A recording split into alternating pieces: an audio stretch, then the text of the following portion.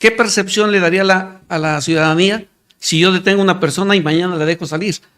¿Con qué valentía vuelvo a denunciar a esta persona? Si mañana esa misma persona me va a venir a amenazar. Claro. Y no nada más me viene y me amenaza. Sí. Tenemos los casos detectados donde viene y mata a quien denunció. Que el problema en México, si bien es cierto que muchas de las leyes se pueden mejorar o son perfectibles, el problema principal es el Estado de Derecho, la no aplicación de las mismas, ¿no? Porque pareciera ser que estamos sobreanalizados, sobrelegislados, pero lo que falta es esa autoridad que tenga la voluntad y que procure el Estado de Derecho. Lo que nos cuesta a los empresarios gastar en seguridad. Claro. Es decir, aparte de que el Estado no te está proveyendo, ¿qué pasaría si demandáramos por esa parte? Que pudieran ver qué opciones tengo como ciudadano, demandar al Estado por algo que estás obligado a darme y no me das, y yo tengo que invertir.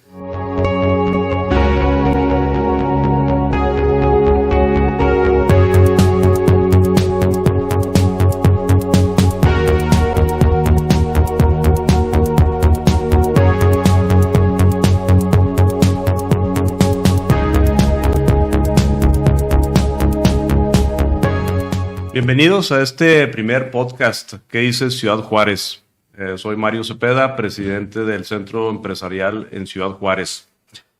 Desde Copramec nos preocupamos por el desarrollo y diseño del modelo de país al que queremos llegar. Esto a través del modelo de desarrollo inclusivo, donde el Estado de Derecho y la seguridad son dos de sus principales pilares. Recordemos aquella triste época que pasó en nuestra ciudad hace más de 10 años, donde la seguridad se colapsó, los negocios cerraron, gente huyó de la ciudad, dejó de haber convivencia social y obviamente no queremos regresar a eso. Entonces no es casualidad que este primer capítulo de nuestro podcast trate de la seguridad. No queremos regresar a aquel momento y para esto trajimos un gran invitado, José Pereda, bienvenido. Gracias. Él además de ser consultor en seguridad, es presidente de la Comisión de Seguridad de nuestro centro empresarial. Pepe, bienvenido nuevamente, estás Gracias. En tu casa. Y quisiera hacerte una pregunta para entrar en materia. Sabemos que en América Latina existen 13 países de los considerados más peligrosos en el mundo y desafortunadamente México es uno de ellos. Y bueno, ¿cuáles tú consideras que son los principales factores para el incremento de la inseguridad en estas ciudades consideradas de las más violentas en el mundo?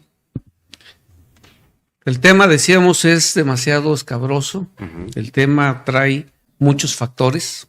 No podemos atribuirlo a uno solo. Más bien, en cambio, en la experiencia que se ha tenido con estos países donde se consideran los más violentos del mundo, vamos a encontrar como primer punto, como primer factor de riesgo, la desigualdad económica. La falta de estas oportunidades económicas que puede tener la población puede hacer que los lleve, que los arrastre de alguna manera a las organizaciones dedicadas a la delincuencia. Claro. ¿Por qué? Porque tienen que supervivir. Ese es uno de los factores que puede ya considerarse probado. Segundo, la corrupción. La corrupción en las instituciones públicas debilita las capacidades del Estado. No es ni siquiera puede, ya podemos afirmar que debilita estas capacidades que tiene el Estado para combatir el crimen y sobre todo fomenta la impunidad, el tráfico de drogas. La presencia de las organizaciones criminales dedicadas al tráfico de drogas y entre ellas ahorita el fentanilo generan altos niveles de violencia en toda la población. La falta de educación, la falta de empleo, el acceso a una educación con calidad y con oportunidades laborales que puedan contribuir a que la población tenga mejor acceso, mejores ganancias. Estos salarios tan bajos nos están perjudicando demasiado. La violencia armada. Solamente esto, la proliferación de armas en manos de la población y cada vez en menores de edad, también genera ciudades más violentas. La falta de políticas de seguridad efectivas. La falta de estrategias integrales. Pareciera que solamente se dan por cada punto, no, necesitamos que se integren estas estrategias, que sean eficaces para combatir el crimen, que pueda contribuir al aumento de seguridad en las ciudades.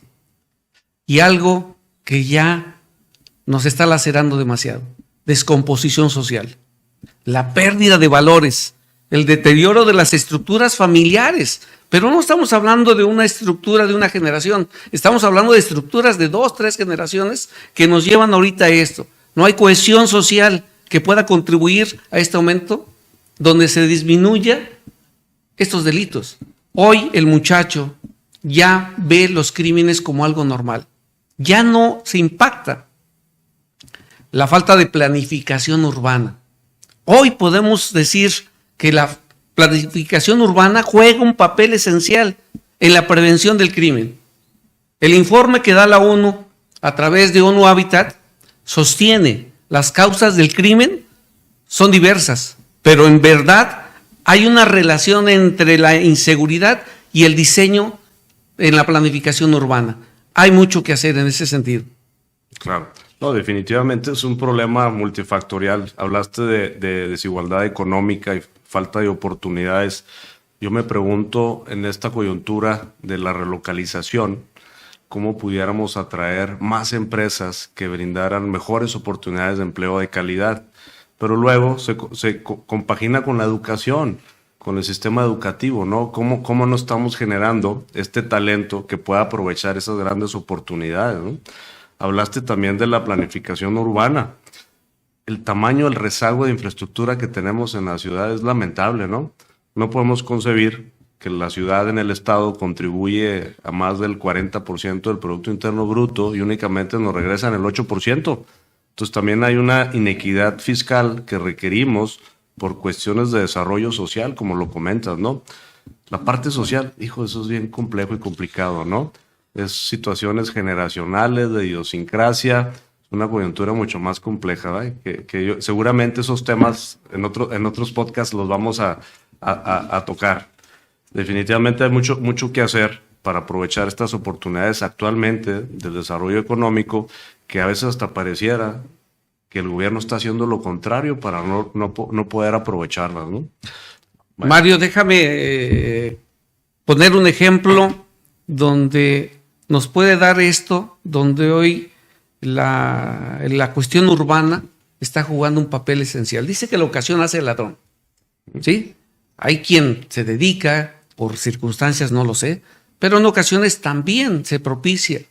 Y aquí es donde la parte que le corresponde a los gobiernos de no tener esta planificación urbana. Solamente digo, ¿qué pasa cuando no hay alumbrado suficiente? Claro. ¿Qué sucede? Ciudad Juárez hemos vivido por mucho ese problema, pero no es nada más de Ciudad Juárez. Claro. En toda la República Mexicana tenemos esto.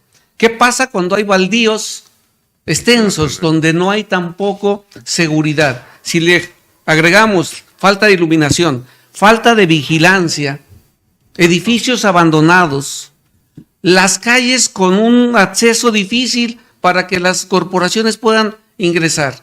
Y podría irme más allá de todo lo que nos da la falta de una planificación urbana. Claro. Y podríamos seguirnos, ¿eh? Claro. La verdad es que la lista sería enorme y entonces diríamos la parte de que el gobierno no está haciendo su papel de que las ciudades sean bien planificadas. Claro. Ahora, yo he escuchado por especialistas, yo muy lejos de serlo en estas áreas de cuestiones del Estado de Derecho, de leyes, que el problema en México, si bien es cierto que muchas de las leyes se pueden mejorar o son perfectibles, el problema principal es el Estado de Derecho, la no aplicación de las mismas, ¿no? Porque pareciera ser que estamos sobreanalizados, sobrelegislados, pero lo que falta es esa autoridad que tenga la voluntad y que procure el Estado de Derecho. ¿Tú qué opinas de eso? Hablamos precisamente de esta corrupción que puede haber en las instituciones y que eso precisamente propicia la falta de Estado de Derecho, pero también me lleva a la percepción. Si yo detengo a 5 personas y esas 5 personas salen solo porque se hizo mal el papeleo, solo porque el fondo se hizo equivocadamente. Pero entonces quiere decir que también falta recurso. Claro. Además de la voluntad. Y ahora nos iríamos un poquito más allá. La falta de derecho tiene que ver con el personal que cuentan las instituciones encargadas de. si hablamos de los fiscales, si hablamos de los jueces, si hablamos de todos, el rezago enorme que existe. ¿Cuántas carpetas están ahí sin que se puedan tocar? Sin que hayan seguido un proceso. ¿Cuántas personas no han sido enjuiciadas que están en prisión? Fíjate, eso me genera impunidad. Claro. Y ahí viene la puerta giratoria, ¿eh? De repente al que sí lo dejo salir porque no se armó la carpeta como debería de ser. Porque no tengo los elementos y solamente estoy sustrayéndolo para detenerlos un rato.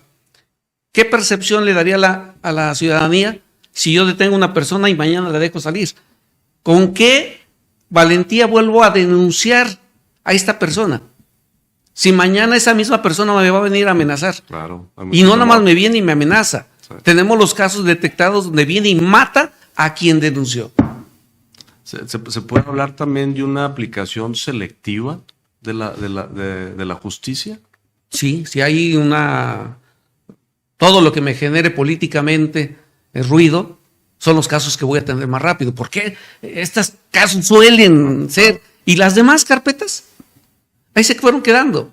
Claro. Entonces, claro que hay una justicia selectiva. Fíjate, hace pocos días tuvimos la presencia en Juntas Nacionales de Coparmex de la ministra presidente de la Suprema Corte de Justicia. Y ella expresó algo muy profundo, y yo creo que es un gran reto que tenemos en el país. Y dijo, luchemos por un gobierno de leyes y no de hombres. Y no es lo que estamos anhelando, Exacto. no es exactamente nuestra exigencia, y es la exigencia de Coparmex. Claro. Al final de cuentas, y no es porque lo haga suyo Coparmex, esa exigencia es de todo México. Claro. Y más bien diríamos, ¿por qué no se ha hecho? No es falta de recurso, porque se están disipando recursos en otras cosas. Diríamos, ¿dónde está aquí? Y entonces, dos cosas que la Constitución obliga al Estado a darme: seguridad y salud. Y en estos dos renglones podríamos hablar demasiado. Claro, de acuerdo. Ahora, déjame, te paso otra de las preguntas aquí que me compartieron en el Centro Empresarial. Dice, de acuerdo a información de la INEGI, el 70% de los ciudadanos de nuestra ciudad, Ciudad Juárez, se siente inseguro. 70%. Y a nivel nacional la percepción es casi el 60%. ¿Cuáles tú consideras que sean los factores que se atribuyen para que los ciudadanos tengan esta percepción de inseguridad? Ay, otra vez la percepción, y son los partes y caemos a lo mismo. La percepción se da por 1000 factores, no uno. Ahorita platicamos de que si no se llega a buen terreno, donde haya una denuncia, se haga la investigación correspondiente, y esto genera una carpeta, y esto genera una orden de aprehensión, y esta orden de aprehensión genere en una consignación directa, en una sentencia. ¿Cuál es mi percepción? Segundo, estos factores que provocan la delincuencia. Perdón, pero, sí. pero esa no es percepción. No. Es una realidad. Pero ahí es donde todos estos me van haciendo que en Ciudad Juárez, exactamente, ¿qué vivimos? Calles que no están con acceso para que las unidades de la policía puedan acceder. Claro. Y todavía me sigo preguntando, ¿por qué en Ciudad Juárez seguimos teniendo calles sin pavimentar? Es decir, donde no hay nada, pareciera que estamos en un rancho. Literal. Correcto. Y entonces, ¿cómo voy a llegar ahí? Y luego, esa misma calle no tiene alumbrado. Y luego me preguntas, ¿qué percepción tengo que camine una mujer ahí? Y no estoy hablando de la noche, estoy hablando del día. Segundo, cuando los delincuentes andan por la calle drogándose, tomándose, cuando en el transporte no hay seguridad, no es si me están robando, si están haciendo, sino la percepción de que puedo estar sujeto a un delito de esos. Esa es la parte que está haciendo que en Ciudad Juárez, comparado con otras, a pesar de que no tengamos muchos de esos delitos, se percibe la inseguridad. Segundo, el aumento que ha habido en casas habitación. Si la mayoría de la población ha tenido un robo en una casa habitación, yo nada más voy con el vecino y le digo, ¿ya te robaron? Sí. ¿Y qué ha pasado? Nada. Pareciera ser que esta incidencia delictiva se está normalizando, ¿no? en vista de los resultados no obtenidos de esta respuesta de las autoridades, pues optamos por dejarlo, por así decirlo. Sí. Y se repite el ciclo, y se repite el ciclo. Sí. Y entonces, ¿qué hacemos para cambiar la percepción? ¿Se siente inseguro? Sí. Volvemos. Hay muchos factores que me van a generar esto. Impunidad, violencia. Y la violencia de género ha sido una de las que más ha lacerado a la ciudad.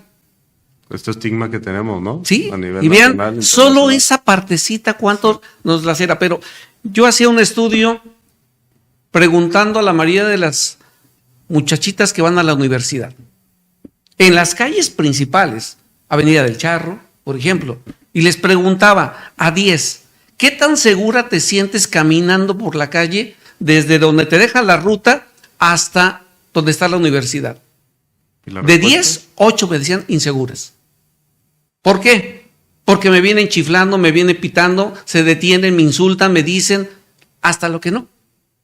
Solo caminando, y estoy hablando de una de las calles que está, entre comillas, con mucha presencia de gente. ¿Qué pasaría si esto lo llevo a un lugar donde no hay pavimentación, no hay iluminación, no hay presencia de nada? Claro. ¿Cuánto esto me genera? Y hago el énfasis en cuanto a la mujer, porque es donde ha estado subiendo la violencia contra la mujer, es decir, por género. La falta de iluminación. ¿En dónde falta la iluminación? Parques, avenidas. La desconfianza de las autoridades. Cuando yo desconfío de mis autoridades, pues claro que me va a generar esta percepción. Si decíamos, si yo voy y le digo a la autoridad, se está cometiendo este delito, y tardan a lo mejor 2, 3 horas en llegar, o a lo mejor nunca llegan, y cuando llegan y detienen, entiendo que en ocasiones por no tener los elementos suficientes esta persona va a salir, porque a veces esta parte entre las leyes y lo que ellos quisieran hacer, pues dista mucho. ¿Qué pasa cuando una persona la detienen y en el parte dice que la detuvieron a tales horas en tal lugar y demás? Y hoy con tanta tecnología se comprueba que no fue en ese lugar. ¿Qué percepción nos da de seguridad o de confianza con esa autoridad? Y por uno, claro, pagan los demás. Es un buen punto, Leo. Ya ves el proyecto que hasta cierto punto ha sido medio generado diferencias, ¿no? El escudo Centinela. ¿Tú qué piensas el incorporar la tecnología si puede incidir de manera positiva en la reducción de este tipo de delitos? Rotundamente, la tecnología está hecho para eso. Claro. Y además, esta misma percepción ha aumentado precisamente por el uso de la tecnología. Hoy hablamos de ciberdelitos. Además. Sí, de todo lo que tenemos en lo físico, ahora viene el ciberespacio. ¿Saben que los delitos, por ejemplo, de fraude aumentaron hasta un 400%? Sí. Y entonces, ¿qué percepción de seguridad? Yo voy y ¿a quién le denuncio? ¿Y qué me dicen? ¿Qué elementos tienes? Pero entiendo que es una policía con cibernética, capacidades e pero también diferente, qué ¿no? capacidad, cuántos elementos tengo dedicados a esto. Y claro, pasa la misma réplica que tenemos acá. ¿Cuántos agentes investigadores tengo? ¿Para cuántas carpetas? Hablando de ese tipo de delitos más sofisticados, ¿qué pasa, por ejemplo, con la extorsión? Que el sexenio pasado al actual se ha incrementado más del 50% la incidencia de las extorsiones. Hablando de extorsiones telefónicas, ¿no? Sí, y hablamos de esta cifra tan alarmante, 400, 500%, que ha aumentado, y México forma parte de estos países donde el aumento es exponencial. En este sentido hay algo a lo mejor que debíamos de seguir analizando. Yo lo he puesto en distintos foros. La mayoría de las extorsiones telefónicas vienen de los penales. ¿Es cierto? Y entonces me pregunto, ¿cómo es que en los penales tienen acceso a hacer llamadas? Es decir, hay toda una industria ahí adentro. Claro. Fíjate ahorita que comentas eso, en una reunión con el secretario de Seguridad del Estado y con la misma gobernadora, se le propuso inclusive que se aumentara el impuesto sobre nóminas y ese excedente se etiquetara precisamente para evitar los delitos que se generan desde las cárceles y los reclusorios, ¿no? Ya no supe en qué quedó la discusión, quizás sería importante volver a retomar ese tema, ¿no? Porque tienes toda la razón en ese sentido. Ahí te va otra pregunta. Desde el Consejo Ciudadano para la Seguridad Pública y Justicia Penal revela que nuestro país se mantiene como el epicentro mundial de la violencia urbana, ¿sí? Con un ranking de 50 ciudades más violentas. ¿Crees que la falta del Estado de Derecho y la aplicación de las leyes contribuyen a este factor? Definitivamente. Sin duda. Sí, ahí no hay mucho que... Claro. La falta de derecho Sí. y la aplicación ineficiente de las leyes, Sí. claro que contribuyen de manera significativa a la violencia urbana. Y directa. Sí. Claro. La impunidad, claro. la corrupción, Sí. la falta de acceso a la justicia son problemas gravísimos que permiten que los delincuentes y la violencia prosperen sin consecuencias. No hay mucho ahí. De acuerdo. Además, la falta de un sistema de justicia efectivo, confiable. Sí, no hay consecuencias. No, ¿no? no, Es no. una invitación a... Digo, esto es una bolita de nieve que se nos ha ido a través de los años. No es culpa de los fiscales, ¿eh? Créame que en ocasiones yo los veo y digo, ¿con qué elementos tienes para trabajar? Bueno, Y me dicen, con nada. Si ahorita viéramos exactamente, me gustaría, digo, Ficosec ha hecho muchos experimentos y ya tiene muchas cifras de cómo, en qué estado guardan cada carpeta, cómo a través de unos tubos nos van diciendo exactamente en qué parte está trabada. Ahí nos damos cuenta exacto, no hay personal. Pero la pregunta sigue siendo, si es una prioridad. debería ser una prioridad. Es que la Constitución dice, eso es lo que el Estado te tiene que dar. Fíjate que ahorita ese punto que tocas es muy, porque pareciera ser que la constante entre los temas que hemos hablado, sí hay una escasez de recursos, ¿no? A diferentes niveles y en Bien. diferentes áreas, ¿no? Y yo creo que esa es una de las críticas y exigencias principales al actual gobierno. ¿Por qué han utilizado recurso público para proyectos que no están generando un beneficio o un bienestar a la población? Y como dices tú, es un derecho constitucional recibir la seguridad y el Estado de Derecho de parte del gobierno, ¿no? Es parte de lo que deberíamos exigir como sociedad y como centros empresariales. Hay algo que todavía a lo mejor, se tocan los temas, Sí. son nota de 8 columnas, lo que nos cuesta a los empresarios gastar en seguridad. Claro. Es decir, aparte de que el Estado no te está proveyendo, ¿qué pasaría si demandáramos por esa parte? ¿Eh? Yo quisiera ver a los abogados y demás que pudieran ver qué opciones tengo como ciudadano, demandar al Estado por algo que estás obligado a darme y no me das, y yo tengo que invertir. ¿Cómo es posible que como empresario yo tenga que contratar guardias, cámaras, es decir, un montón de cosas que me generan un egreso mayor? Y entonces, lo que tú me obligas a dar, si yo no te pago tus impuestos, ¿qué haces al gobierno? Inmediatamente. Luego. Y nosotros como empresarios, ¿qué haríamos si tú no me das lo que estás obligado a darme? Wow. Ese es un punto también que había que empezar a dar vueltas. Totalmente de acuerdo contigo. Mira, yo desde el modelo de desarrollo inclusivo, que lo conocemos nosotros, otro de los pilares es el desarrollo económico de la gente, ¿no? De toda la ciudadanía, ¿no? ¿Cómo podemos generar mejores condiciones salariales si las empresas tienen que destinar parte de su presupuesto operativo de gasto en cuestiones de seguridad? Yo creo que cuando hablamos de ese tema, debemos de ser más sensibles en decir cuánto estoy gastando en seguridad y cuánto estoy gastando en salarios. Y a lo mejor nos llevaremos una sorpresa. Gastamos más en seguridad que en salarios. Sí. Y solo con ahorrarme esto podría yo aumentar, claro, la capacidad del salario que tiene el trabajador. Y eso, pues obviamente detona una serie de movimientos. Eso que planteas es un análisis directo. Habría que cuantificar la pérdida de oportunidad de crecimiento, la pérdida de otras áreas de expansión de negocios dentro de las mismas organizaciones, ¿no? Sí. Lo que no puedo generar adicional, ¿no? No solamente lo que estoy gastando. Pues sí, es un problema muy serio. Ahí te va otra que creo que es de lo más preocupante, y no solamente aquí en el país y a nivel internacional inclusive, ¿no? Es el tema tan sensible de los jóvenes en la delincuencia y las drogas. ¿consideras que los programas de gobierno para alejarlos de estos problemas sociales están bien orientados? No. Yo creo que ni existen. No. Digo, sí existen. Créeme que conozco varios. Vivimos hoy, nosotros los que tenemos de alguna generación, los que nacimos en ciertos años, cuando hablábamos de un drogadicto era espantoso. Le tenemos más miedo a los borrachos, era con lo que nos asustaba. Las nuevas generaciones hoy tienen buffet. Tristemente. Buffet, así. ¿Pero qué creen? Las cifras sobre este tema nos revelan algo que ya a lo mejor queremos seguir tapando con un dedo. Menor edad, mayor consumo. Dejamos de ser un país de tránsito a ser un país consumidor. Ahí es donde empezamos a tener. Hablamos de los principales factores que como a nivel mundial y podemos aterrizarlo a nivel país y luego yo lo bajo a nivel Ciudad Juárez.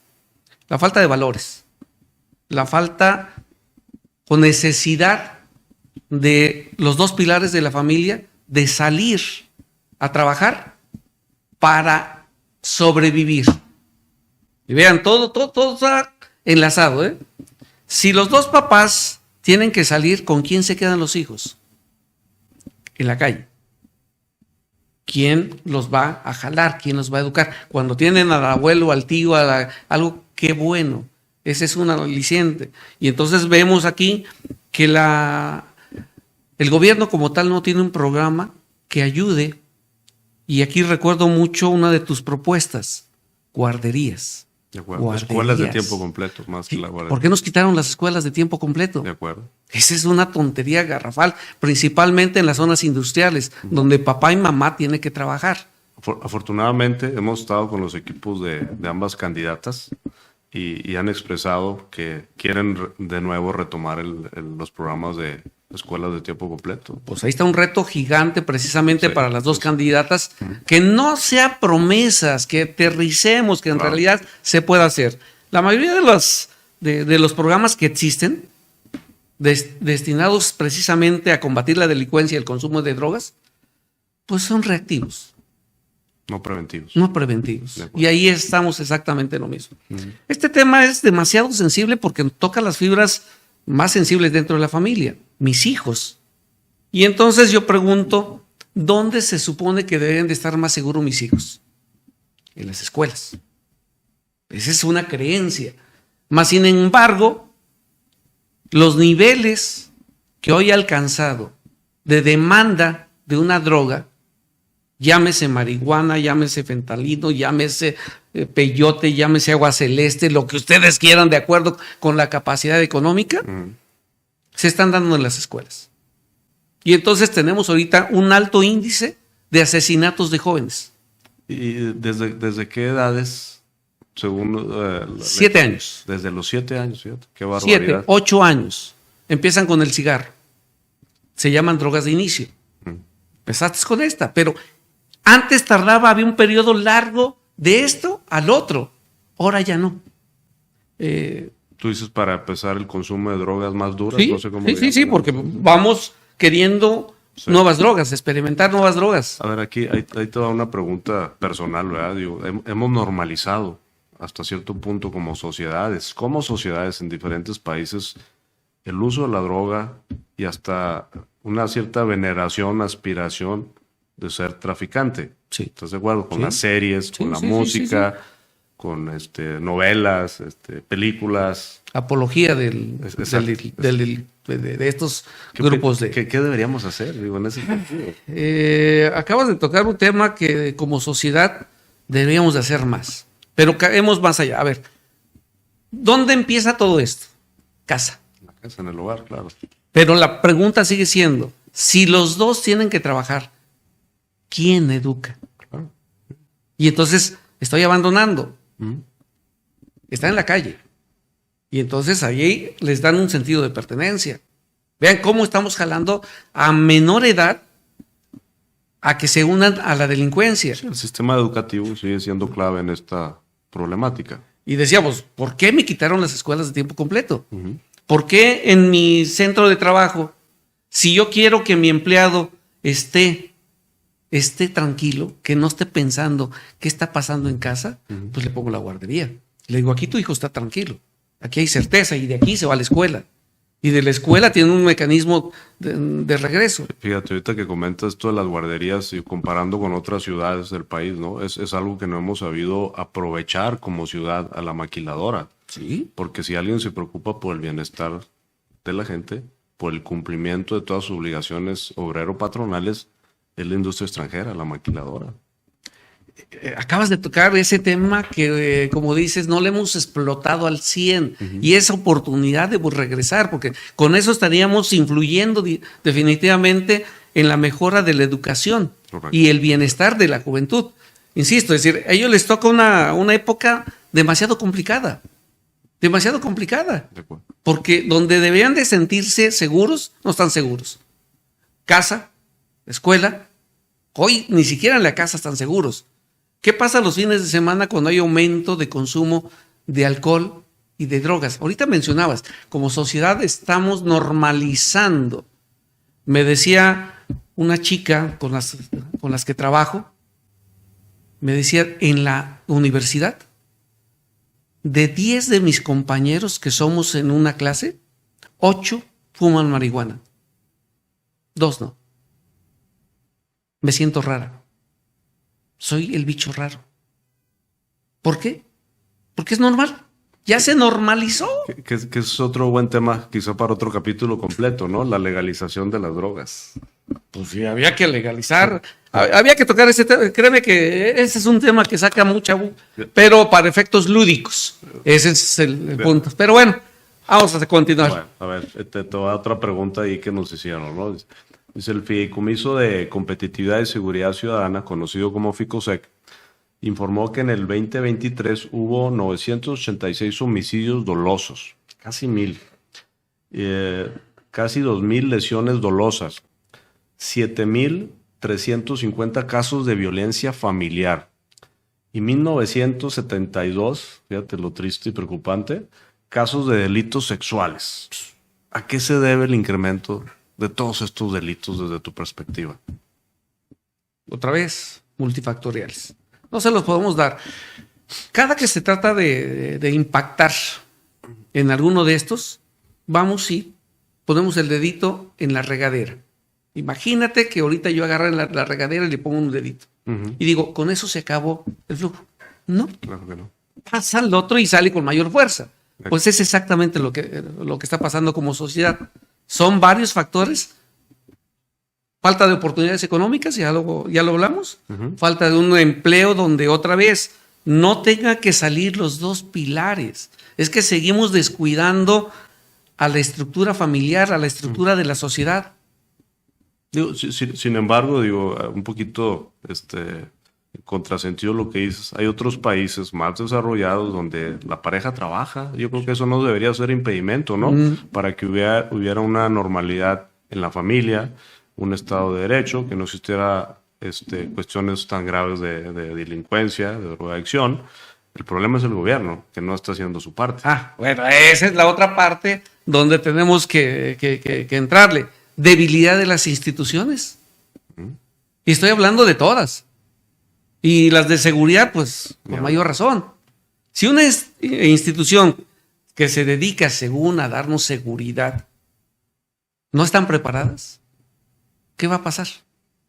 Porque desde ahí, si faltan recursos para contratar, pues faltan recursos para preparar. Imagínate un empleo que tú contratas empleados sin capacidad para una línea de producción. ¿Cómo te va a salir línea de producción? Claro. Pues por más que le quieras hacer, pues no va a haber nada. Consumo de alcohol y drogas. ¿Cómo es posible que en plena pandemia Ciudad Juárez fuera nota porque había líneas gigantes para la venta de cervezas? Esas eran las manifestaciones. Pues que hacía mucho calor, ¿no? Yo creo. ¿Qué es lo que pasó? Pues también que al cerrarse los lugares de diversión, esparcimiento, también provocó otro problema, 2 de la mañana, bueno, ok. Pues, ¿qué están haciendo los afters? ¿A dónde se van? Pues a las casas. Y entonces tenemos en una familia normalizado el consumo de alcohol. O sea, ¿tú crees que la pandemia sí cambió algunos de los hábitos de la ciudadanía 1000. para mal? Sí, 1000. Okay. Todavía no cuantificamos los daños de esa pandemia. Hay algo que yo vengo sosteniendo a nivel mundial. No se ha declarado una pandemia peor que la que sufrimos. Estrés. Tenemos un problema de salud mental. ¿Cuántos de los jóvenes hoy no pueden interactuar en la escuela? De acuerdo. ¿Cuántos de los jóvenes no los puedes sacar de su cuarto? ¿Cuántos de los jóvenes los metiste a un aparatito? Y hoy estaríamos hablando del tema de neuroderechos. El derecho que yo tengo a no ser programado. El derecho que yo tengo que una computadora no defina qué quiero hacer. Ustedes le dan me gusta a cualquier cosa y en automático les empiezan a llegar un montón de cuestiones relacionadas con el tema que le diste. Es el lado oscuro de la inteligencia artificial. Claro, sí, y ahí es por eso. Temas, sí. Por eso decía, neuroderecho. Ya tenemos, es decir, ya nos quedamos aparte. Ese tema en cuanto a las tecnologías, en cuanto ha impactado, solo que otra vez nos abocamos al tema de salud, pero no de salud mental. Ya tenemos que trabajar más en la salud mental. Desigualdad, incapacidad para resolver conflictos. ¿Te parece suficiente que nuestras autoridades no están preparadas para resolver un conflicto local, entre vecinos? ¿Qué sucede cuando hay un conflicto entre vecinos? Se denuncia, viene la autoridad, te dice, tranquilos, mira, vino Vero y te acusó. ¿Por qué? Porque tenías el volumen a todo lo que daba. ¿Cuál es tu reacción? Vas y quieres partirle el queso a Vero. De acuerdo. Y entonces, en algo que había que tener para resolver ese conflicto, se elevó. Y puede llegar en un crimen. Sí, claro. Fíjate, puede llegar. Entonces, no tenemos manera de controlar esto.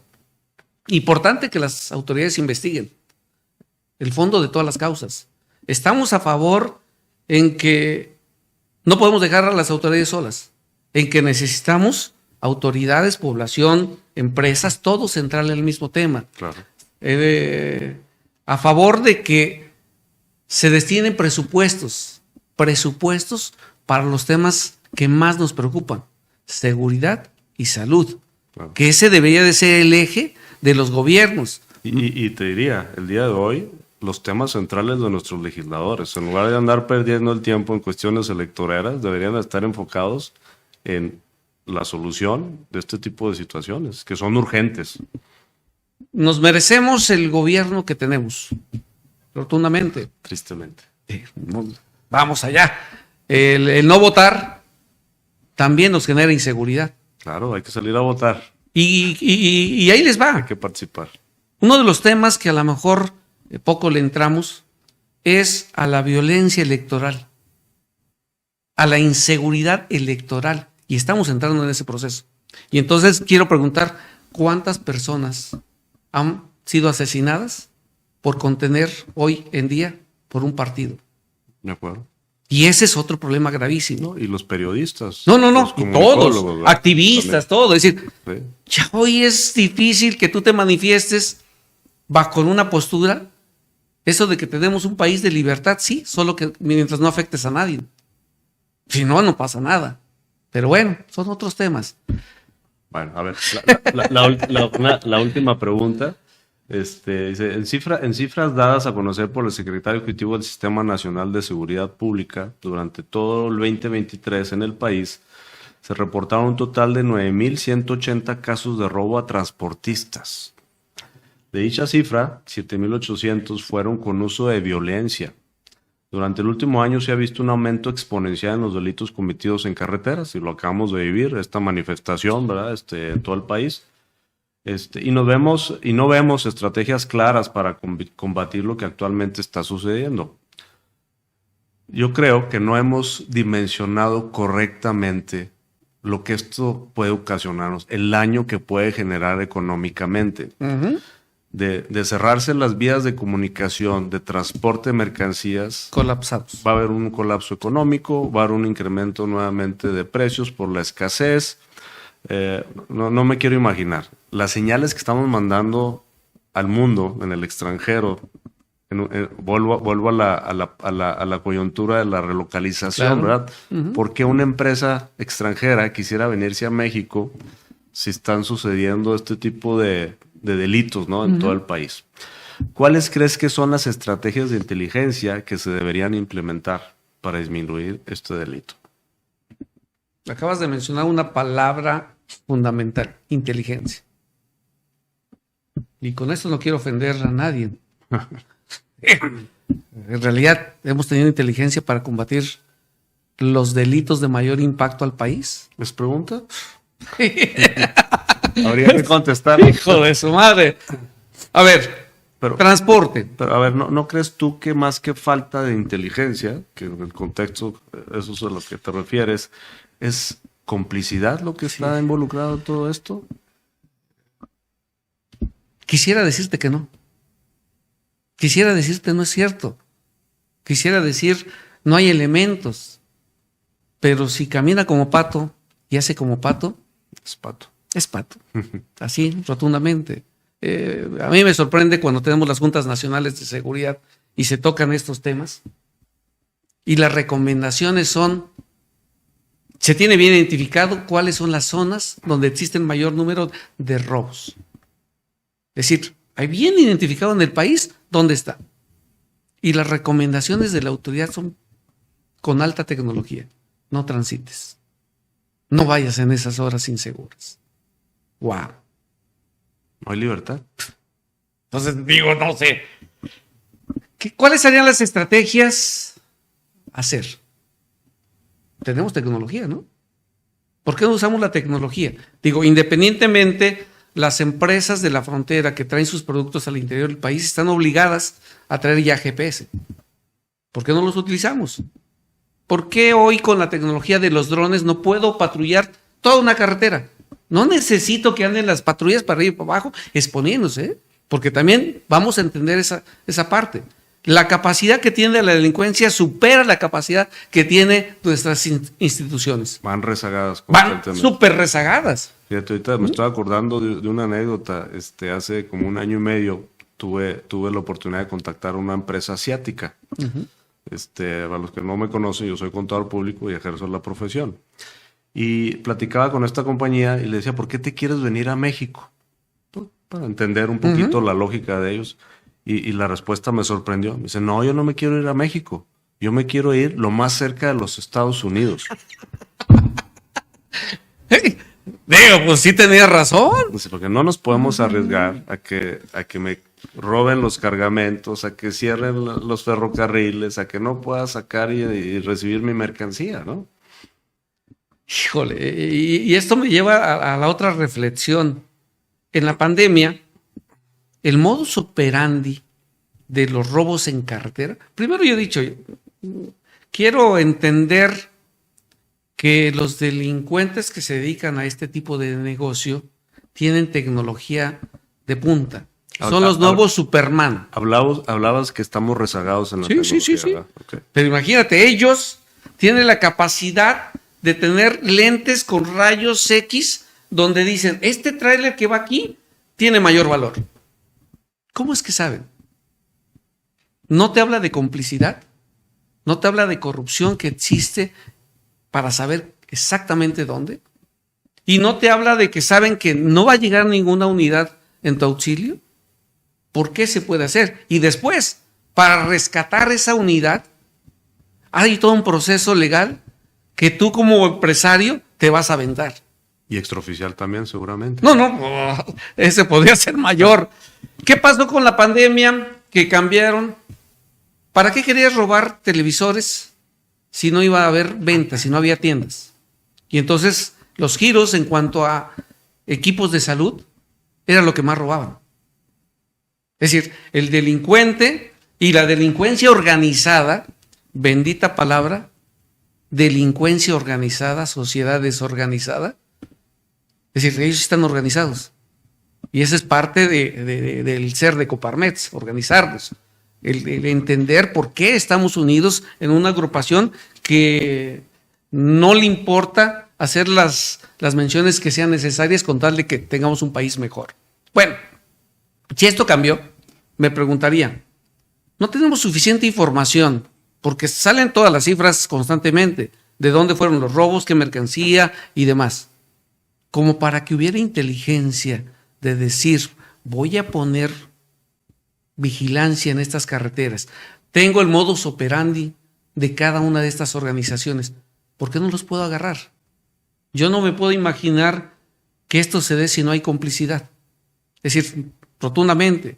Y estoy hablando que si no hay colaboración entre autoridad, entre empresas, entre todos, nos tenemos que sentar en la misma mesa y poder exigir a la autoridad que haga su papel, pero también no dejarlos solos, que esa es la otra parte. Claro. Es decir, poder hacer esto, necesitamos que haya mayor presencia, pero decíamos también sin que se expongan, porque si del otro lado tienen mayor capacidad de reacción, mayor capacidad de armamento, mayor capacidad en tecnología, ¿cómo lo voy a hacer?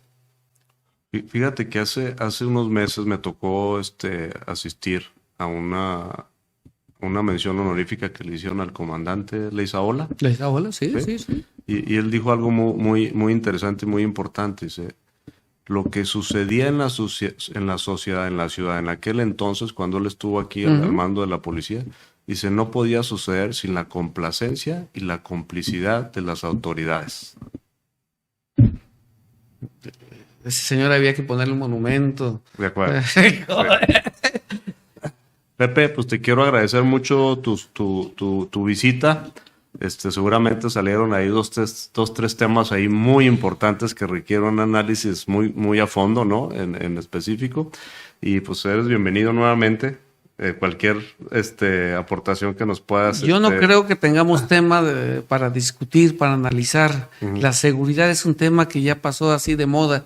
No sé quién lo trae a colación. Es decir, Sí. No entiendo si hay una persona, un niño, un padre, una escuela, un negocio, cualquiera que se sienta bien seguro. A lo mejor estamos hablando de otro país. Pero bueno. Pues muchas gracias por compartir tu conocimiento. Y yo quisiera cerrar con una reflexión, hablando de lo importante que es la seguridad, ¿no? Y diría, la seguridad es todo.